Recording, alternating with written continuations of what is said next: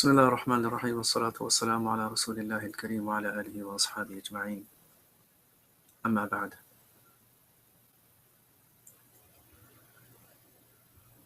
We as Muslims believe that the Prophet Muhammad sallallahu alaihi wasallam was the perfect human being. And he was perfect in all his qualities, attributes, features, habits, characteristics, including his appearance, his physique, and all things associated and affiliated with him. Muslims are very keen on learning about the Prophet ﷺ because they see him as the perfect model, and they see him as the ultimate human being. And it is a part of our belief that it is only in following the footsteps of Rasulullah sallallahu alaihi wasallam that we can attain success. There is no other lifestyle, no other way other than that of Muhammadur Rasulullah sallallahu alaihi wasallam that brings us success and happiness and felicity in dunya and salvation in the hereafter. So Muslims have a great deal of love, and that love for the Prophet ﷺ is part and parcel of their iman. The Prophet ﷺ himself tells us that you cannot be a true believer until I become more beloved to you than his parents, his children, and all of mankind. لا يؤمن أحدكم حتى أكون أحب إليه من والده وولده والناس أجمعين.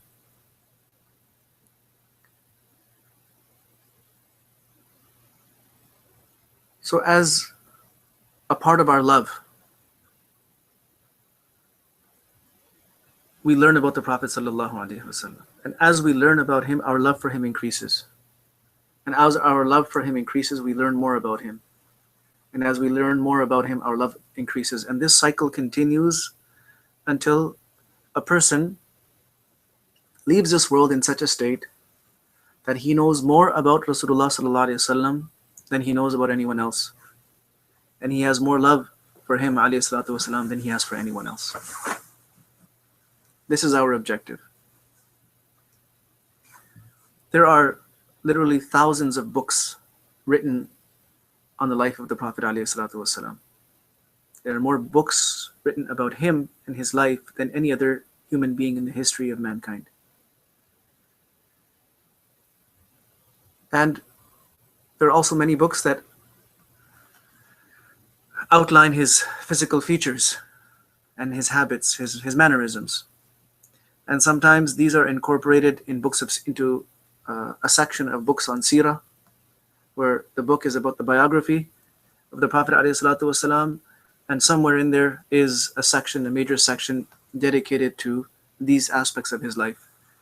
And some scholars, muhaddithin, and scholars of seerah have written books specifically just about the physical characteristics and the habits of the Prophet ﷺ, not going into the details of the events of his life, not going into the details of his biography. One of the most famous compilations on this subject matter, which is called the Shama'il. And Shama'il is plural of Shimal, which and some say Shamila, it's a plural of. It's a word that represents his characteristics, his habits, and his way of doing things. So probably the most famous book written on Shama'il is that written by Imam Tirmidhi rahimahullah. And the Shama'il of Tirmidhi, as it is referred to, is actually the Shama'il of Nabi sallallahu alaihi wasallam written by Imam Tirmidhi. But it is commonly referred to as Shama'il al-Tirmidhi, the book of Shama'il, compiled by Imam Abu Isa al-Tirmidhi, the great muhaddith. Imam Tirmidhi rahimahullah was one of the one of the greatest students of Imam Bukhari rahimahullah. And he was very much adored and admired by Imam Bukhari rahimahullah. In fact, there are some ahadith that Imam Bukhari has taken from his student Imam Tirmidhi. So Imam Tirmidhi has compiled this book, and in this series of lectures, we will look at the ahadith, the narrations that Imam Tirmidhi has mentioned in this book, and we will explain them. And you will see how he has organized it into different chapters, and we'll just go through it as per the sequence prepared by Imam Tirmidhi rahimahullah. These are all ahadith about the Prophet sallallahu alaihi wasallam, so we should listen to them with a great deal of respect and reverence. And we should listen to them with the intention of trying to emulate the Prophet ﷺ in all of those things in which it is possible to emulate him, and to build a greater appreciation for him, a greater love for him, because that love ultimately contributes to our iman. In a time when people are somewhat detached from the Prophet ﷺ, even many Muslims are not well informed about him. Many Muslims don't know enough about him. So let us familiarize ourselves with this Prophet ﷺ with the intention of copying him, getting closer to him in the way we do things, and also getting closer to him with our hearts. So Imam Tirmidhi rahimahullah starts this book with the chapter Babu ma ja'a fi khalqi Rasulillahi sallallahu alayhi wasallam. The chapter of those narrations pertaining to the physical attributes, the physical characteristics of the Prophet alayhi salatu wasalam.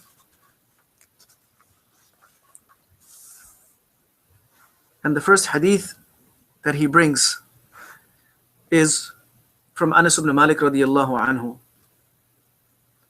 عن أنس بن مالك رضي الله عنه أنه سمعه يقول كان رسول الله صلى الله عليه وسلم ليس بالطويل البائن ولا بالقصير ولا بالأبيض الأمهق ولا بالآدم ولا بالجعد القطط ولا بالسبط بعثه الله تعالى على رأس 40 سنة فأقام بمكة 10 سنين وبالمدينة 10 سنين فتوفاه الله تعالى على رأس 60 سنة وليس في رأسه ولحيته 20 شعرة بيضاء. Anas ibn Malik radiyallahu anhu, who was a devoted khadim, attendant of the Prophet ﷺ for 10 years, got to see him ﷺ very closely.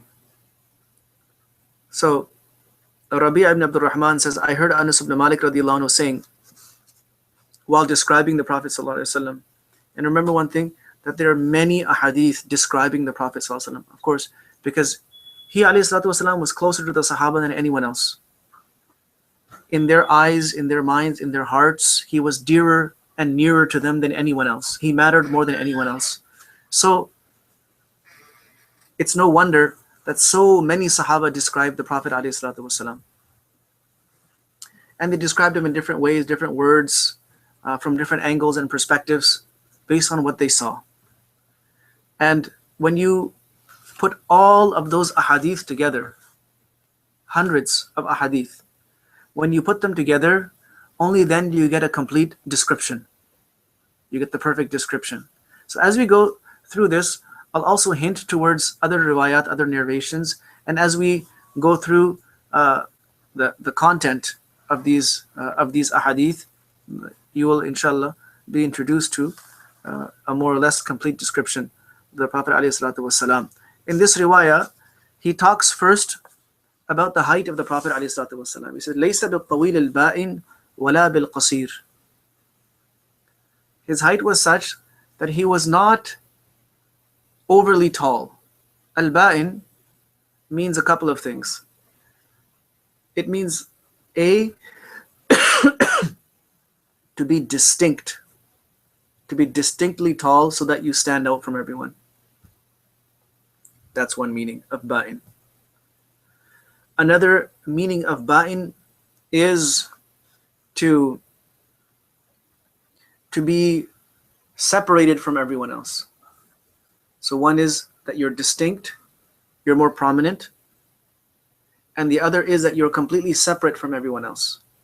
That it's such a height that there's no comparison between other people. And the third meaning of ba'in, which is from bone, meaning distance, that he was not so tall that it would distance him from other people. That people looked at him as so tall as if he's way up there. So he was, in other words, he was not so tall that it gave him a lanky appearance. Wala bil qasir, but he wasn't short either. And more descriptions of this will follow in the coming riwayat. Wala bil abyad al amhaq. Then he talks about his complexion. His complexion wasn't pale white. Al amhaq refers to a white that is like a chalk white, pale, blank. So that was not his complexion. Wala bil adam, and adam here is referring to the color udma, which is a brownish color, a grain color. So he wasn't chalk white or pale white, nor was he brown colored.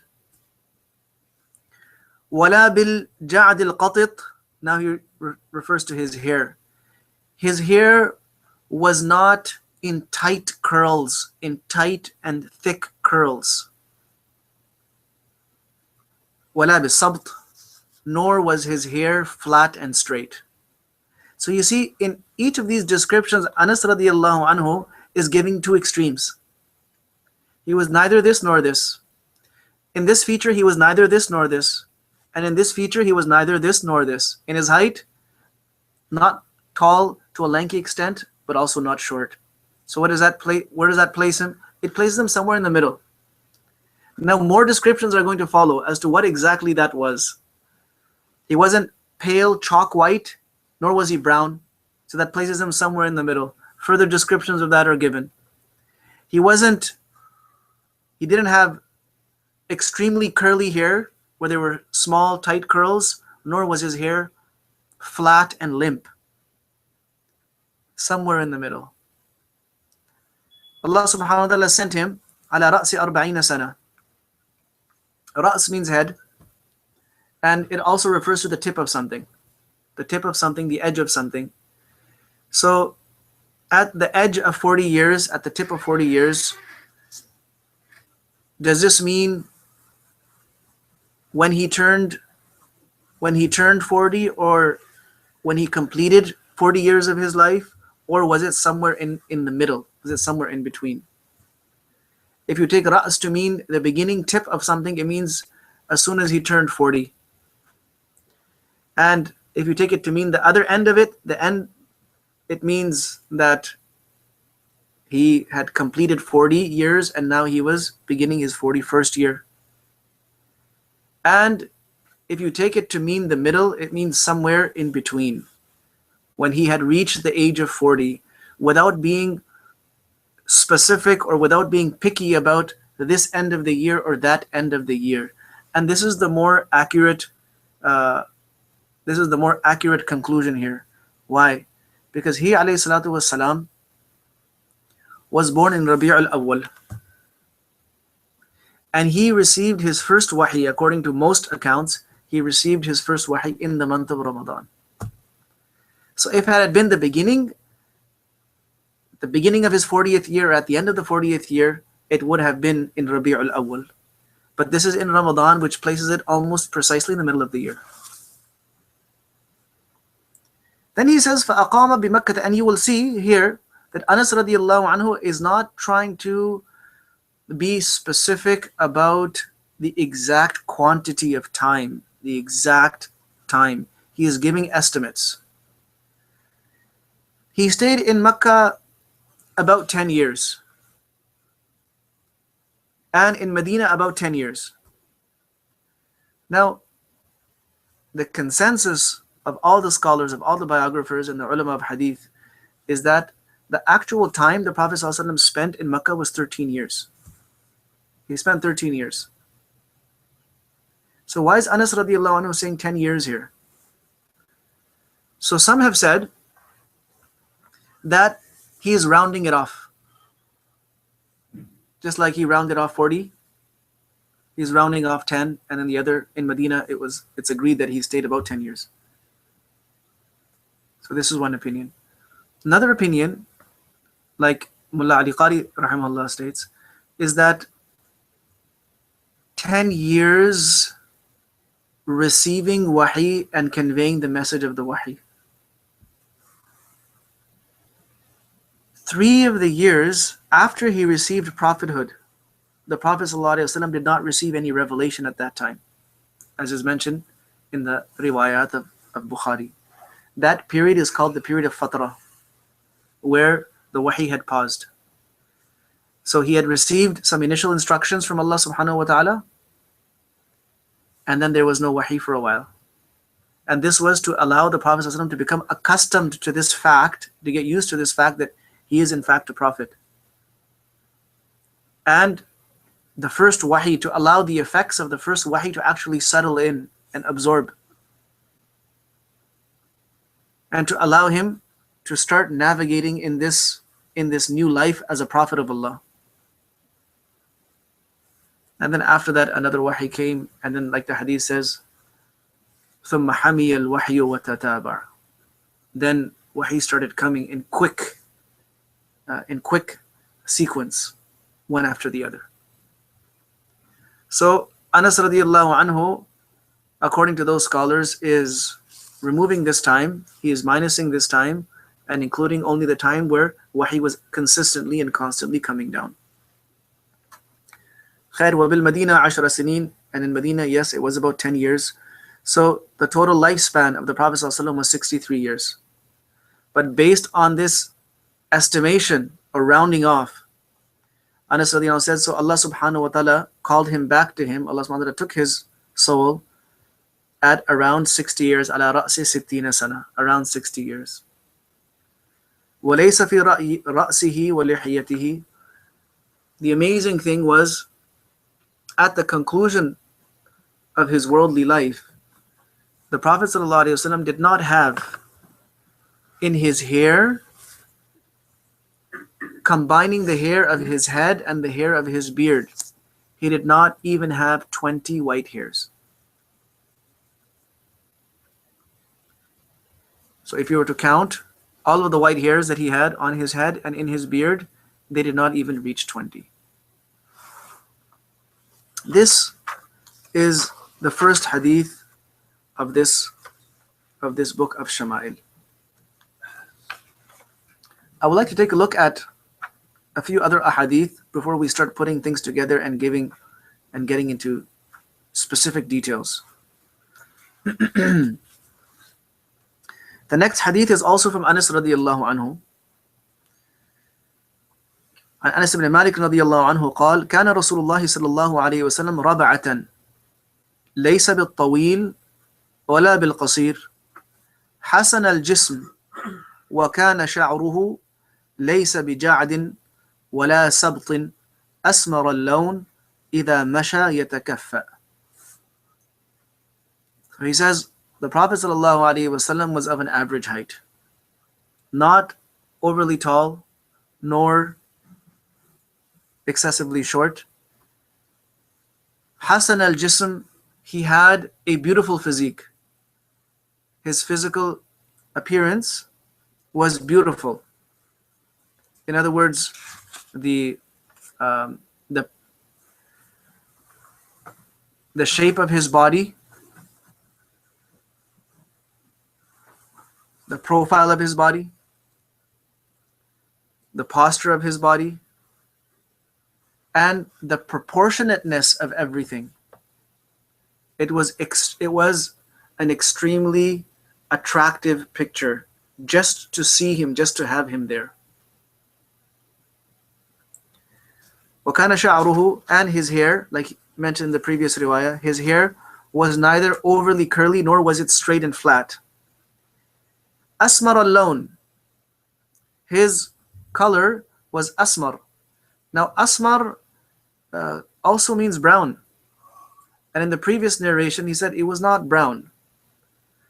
So there are different levels of whiteness or of darkness. We will read about the Prophet ﷺ in coming ahadith as well, that his complexion was actually quite fair. It was very fair. In fact, it is Anas radiallahu anhu himself who says, I can never forget the whiteness, the sheer whiteness of the skin of the Prophet sallallahu alaihi wasallam. And here he is saying it was of a brownish color. What does that mean? In other narrations also, it's mentioned that he had a reddish complexion to his face. So the whiteness is mentioned in many ahadith. This is without doubt that he alayhi salatu wasalam was very fair colored. However, the asmar color, the brownish tint in his color, is more of what we would call an olive complexion, not a brown complexion. And that is because his face was not overly pale. It was not overly pale. So it was white, and because of the brilliance and radiance of his face, we will read in the next riwayah, Azhar al-lawn, he had a very bright color. So his face was white, it was bright, it had a reddish tint to it, but it was not so white that it becomes chalk and pale colored. إِذَا مَشَى يَتَكَفَّى. When he would walk, he would lean forward. What does leaning forward mean? There are other ahadith that mention إِذَا مَشَى كَأَنَّمَا يَنْحَطُّ عَنْ صَبَبٍ. When he used to walk, the gait of the Prophet ﷺ would be like someone who is descending a slope, gradually coming down. What does that indicate? It means, A, he used to walk swiftly. This is mentioned in other ahadith. Dhari' al-mishya. He alayhi salatu wasalam used to walk quickly. He did not walk very, very slow. In fact, Sahaba radiallahu anhum would have to struggle to keep up with him, to keep up with that pace. And it was because of his strength and his energy, his vitality, that he would have a brisk gait. He would not try to walk fast, but he would naturally walk fast. So the walk would be brisk, like when you're coming down a slope, you're walking, the gravity is pulling you down. The second thing is, he used to plant his feet firmly. His steps were firm. He was not walking, very lightly, like someone who's just kind of, just moving carelessly. Every step was a firm step. It indicated strength. It indicated resolve, courage, bravery, purpose. Every step indicated that. And the third thing, humility. It was a humble walk. وَعِبَادُ الرَّحْمَنِ الَّذِينَ يَمْشُونَ عَلَى الْأَرْضِ هَوْنًا.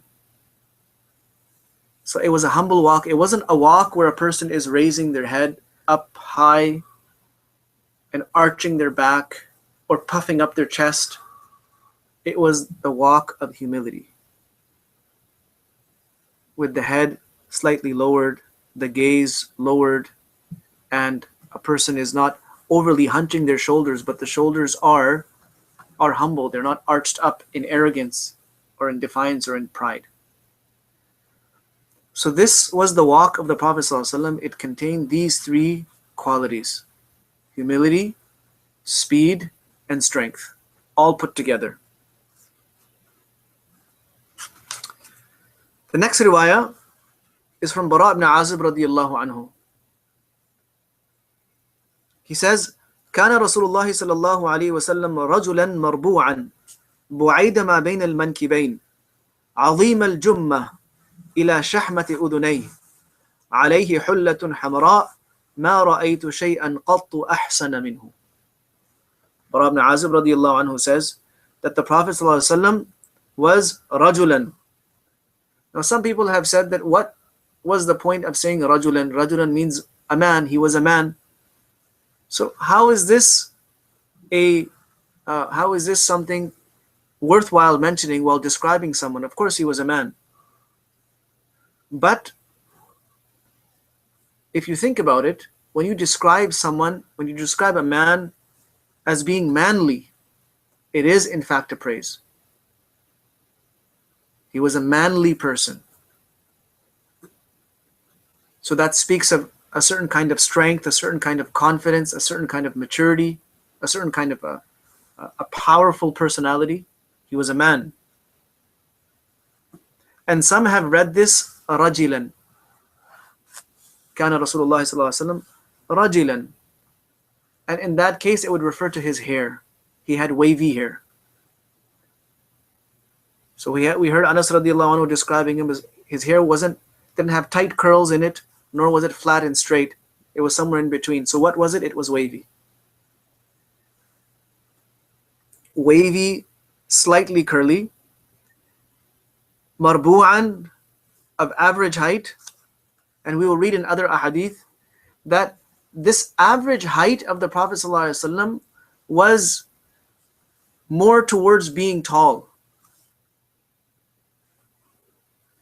He was average, but more inclined towards being tall. Not overly tall, so that it looks awkward, but he was more tall than he was average. And it was one of the miraculous attributes of the Prophet ﷺ that whenever he stood amongst a group of people, he always looked taller, even if they were taller than him in height. He always appeared to be taller.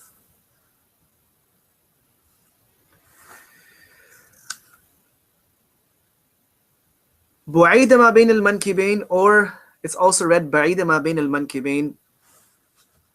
It means that there was a distance between his shoulders.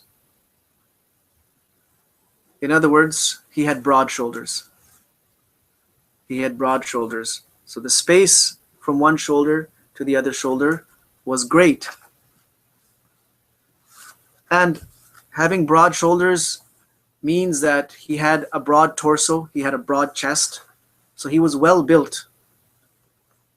He was not small, he was not frail, he had a very well built physique, and he had these big, broad shoulders. Azim al-Jumma. Jumma is a specific type of or specific length of hair. So there are three lengths of hair. One is wafra, and then there's limma, and then there's jumma. And sometimes these terms are used interchangeably. Wafra is when your hair reaches your earlobe. This is wafra. And limma is when it goes beneath your earlobes to your neck. And jumma is when it goes beyond your neck up to your shoulders. So Azim al-Jumma, it means he had very thick hair. So and of course when he grew it, as the length of the hair grew, its thickness became, and its fullness became more apparent. So when he wore his hair down to his shoulders, which he occasionally would, then it would seem like he had a great deal of hair. And then there is a discussion about whether the Prophet ﷺ did that intentionally, or this would be a situation, a style of hair that would arise out of being in journey and traveling and not having the luxury of grooming and trimming his hair all the time. There is a difference of opinion regarding this. Nevertheless, these three lengths of hair are proven to have been used by the Prophet ﷺ. Now here, what's interesting is the word Jumma is used, Azim al-Jumma, but at the same time he says ila shahmati udunay. And I just told you that Jumma is that hair which comes down to your shoulders. Now this is why I said sometimes these terms are used interchangeably. So here he's using the word Jumma, but in fact he's referring to wafra.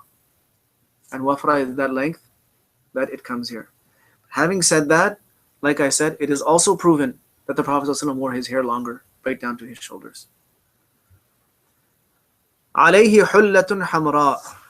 He had a reddish pair of clothes.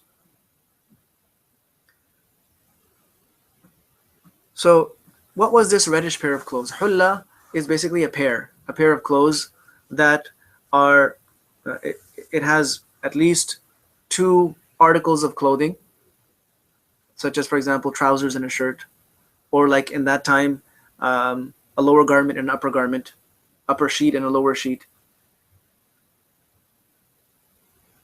And the word hamra is used, red is used.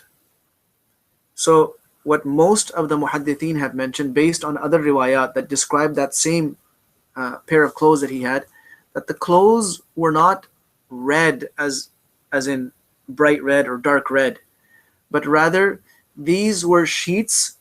This was a pair of sheets that he used to wear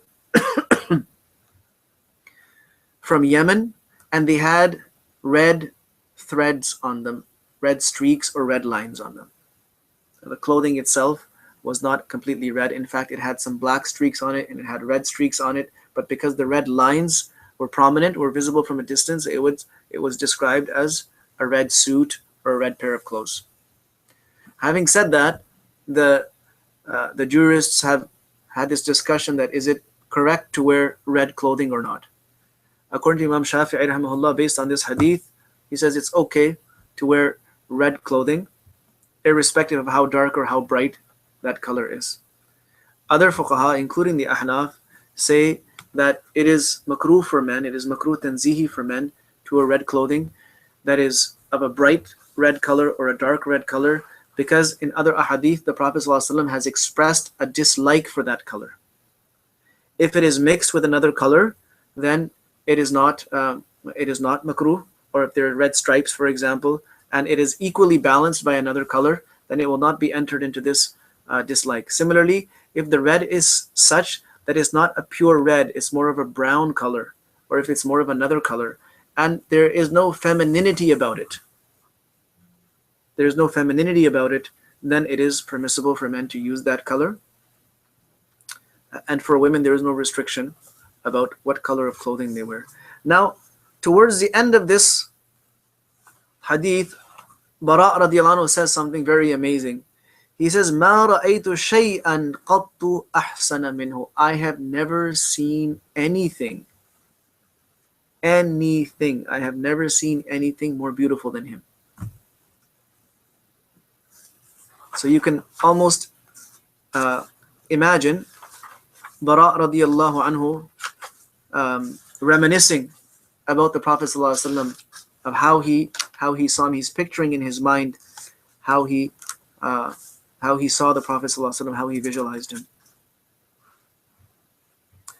The next hadith is also from Bara ibn Azib radiallahu anhu,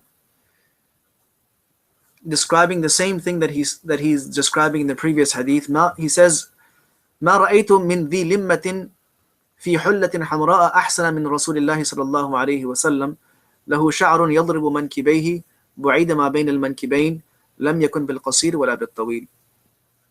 He said, I have never seen anyone with long hair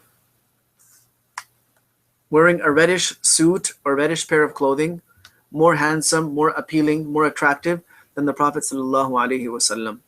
His hair would be down to his shoulders, his shoulders were broad, and he was neither distinctively short nor overly tall.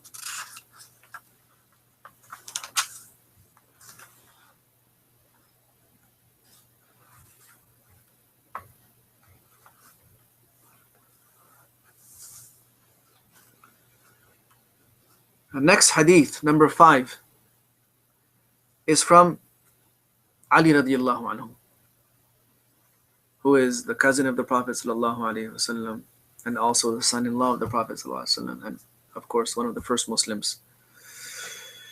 He says, لم يكن النبي صلى الله عليه وسلم بالطويل ولا بالقصير شثن الكفين والقدمين ضخم الرأس ضخم الكراديس طويل المسربة إذا مشى تكفأ تكفؤا كأنما ينحط من صبب لم أرى قبله ولا بعده مثله صلى الله عليه وسلم. So here Ali radiallahu anhu, in describing the height of the Prophet ﷺ, also mentions the two extremes. He says that he was not overly tall nor noticeably short. His hands, the palms of his hands and his feet were fleshy, they were meaty. In other words, he did not have thin, bony hands and feet. His hands were fleshy, and his feet were also fleshy, did not have bony hands. In other hadith, you will see that he's described as having a broad palm. The palms of his hands were wide. He had wide palms. So, soft, fleshy hands and feet.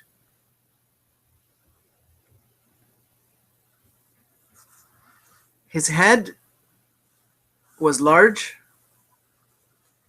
and his joints were also large, thick. He did not have delicate joints. He had strong and large joints. And he had a thin line of hair extending from his chest to his navel, and that could be seen. It was a thin strip of hair.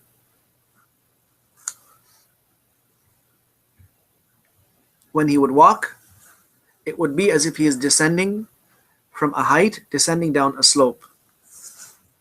And then Ali radiallahu anhu also goes ahead and says that I never saw anyone like him, neither before him nor after him, alayhis salatu wassalam.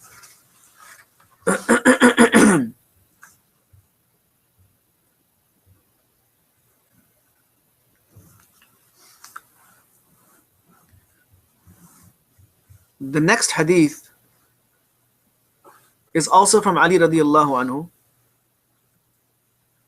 and he gives a little bit more of a vivid description than the last one.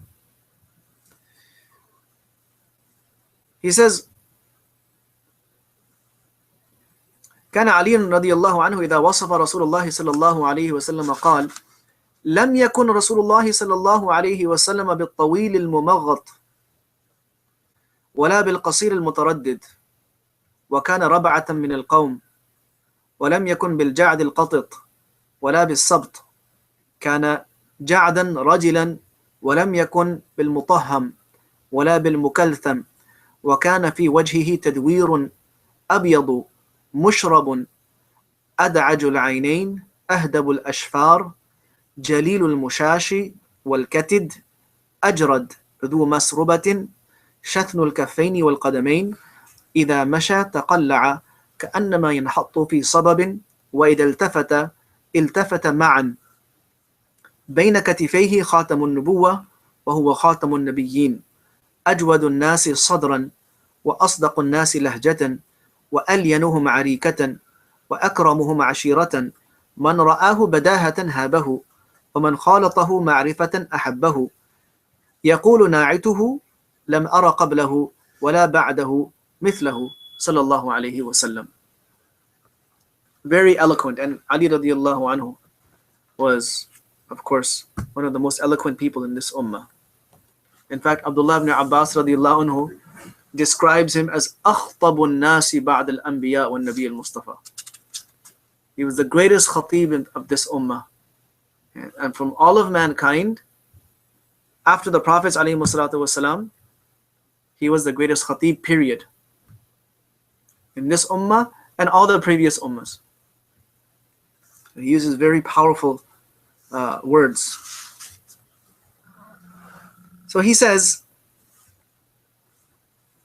that the Prophet ﷺ, again, was not overly tall nor short. He was of average height. His hair was neither completely curly nor completely straight. In fact, his hair was wavy. And the Prophet ﷺ was not, his body was not, his body was not chubby. He was not chubby.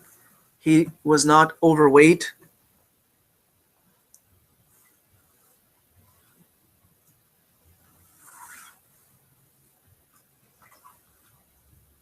And nor was his face completely round. However, there was a roundishness to his face. Not completely round, but there was a roundishness to his face. In other words, he didn't have a straight face, didn't have a long face, in other words. Nor was it round to give the impression of having a chubby face. There was a roundish feature to it.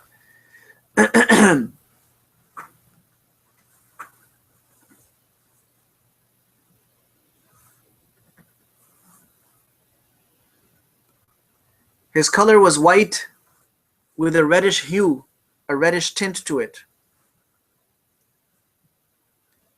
The pupils of his eyes were dark. His eyelashes were long. And his bones were strong and powerful. His bones were not thin and weak. And similarly, his upper back, the area between his shoulders and his shoulder blades was fleshy and muscular. And on his body, for the most part, it was not covered with hair. Yes, from his chest to his navel, there was a thin line of hair. His hands and feet were fleshy and meaty. When the Prophet ﷺ used to walk, he would place his feet and his steps firmly on the ground, like someone who is descending a slope. When he ﷺ used to turn towards someone, he would turn his whole body towards them. He wouldn't just turn his neck to look at that person. He would turn his whole body towards that person to give them importance and to give them his full attention. And this is a characteristic of humility. Instead of just looking over with his eyes or looking over with his head, if somebody was addressing him from one side, then he would turn himself completely and face that person.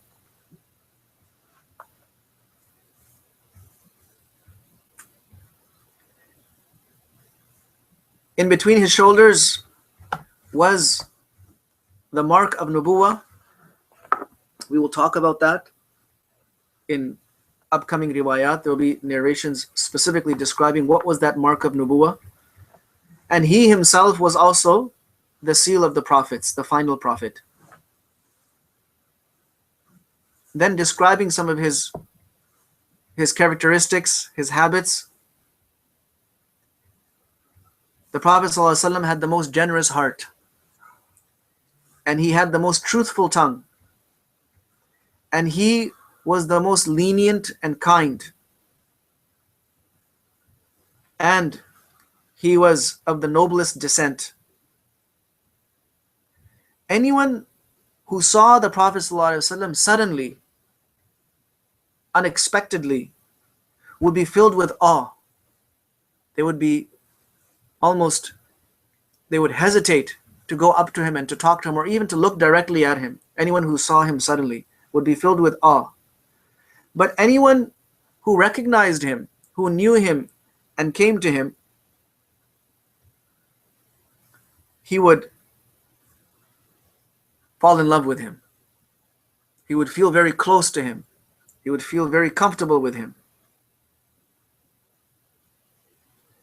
And anyone who tries to describe him after seeing him could ultimately not say more than this, that I have never seen anyone like him before this or after this. There is no real way to describe him, his beauty, his grace, his charm, his outward beauty, his inner beauty. Ultimately, even the most eloquent person, Ali radiallahu anhu was saying this, that even the most eloquent person, after doing the best that he could, would end up saying that this is all I can do, but the fact is, all I have to say is I have never seen anyone like him. Not before him and not after him.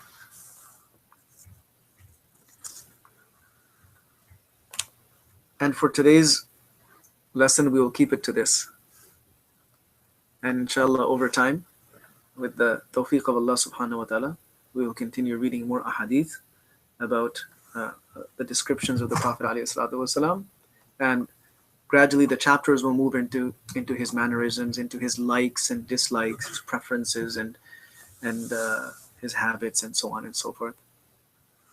And may Allah subhanahu wa ta'ala make this series a means of us gaining nearness to the Prophet sallallahu alaihi wasallam, in the sense of understanding him and feeling close to him and trying to become close to him in our practices and in our ways of doing things as well, so that on the day of judgment we are also raised as close to him. وصلى الله وسلم وبارك على نبينا محمد وعلى آله وأصحابه أجمعين.